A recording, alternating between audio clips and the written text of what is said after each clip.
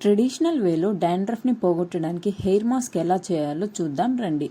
ఇక్కడ నేను నానబెట్టిన 3 స్పూన్ మెంతులు, గుప్పెడ నిండుగా వేపాకు, మందారమాకు, కరివేపాకు, ఇంకా కలబంద కూడా తీసుకుంటున్నాను. ఫస్ట్ మిక్సీ జార్లో మెంతులు వేసి 1 by 1 ఆకులు కూడా వేసుకోవాలి. కలబందకి సైడ్ ఉన్న ముళ్ళుని నైఫ్తో తీసేస్తే పైన ఉన్న లేయర్ ఈజీగా వచ్చేస్తుంది. ఆ తొక్క తీసేసి గుజ్జుని కూడా వేసి వాటర్ పోయకుండా మెంతులు బాగా మెదిగేటట్టు మెత్తని పేస్ట్ లాగా గ్రైండ్ చేయాలి. ఇక్కడ మనము ఎక్కువ వాటర్ పోస్తే ఎక్కువ లిక్విడ్ అయిపోయి అప్లై చేయడానికి చాలా కష్టంగా ఉంటుంది.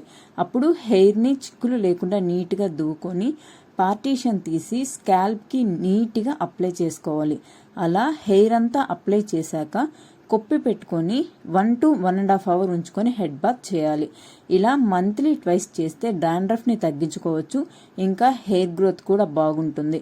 అలానే అలోవెరా వల్ల హెయిర్ ఇంకా చాలా స్మూత్గా కూడా ఉంటుంది.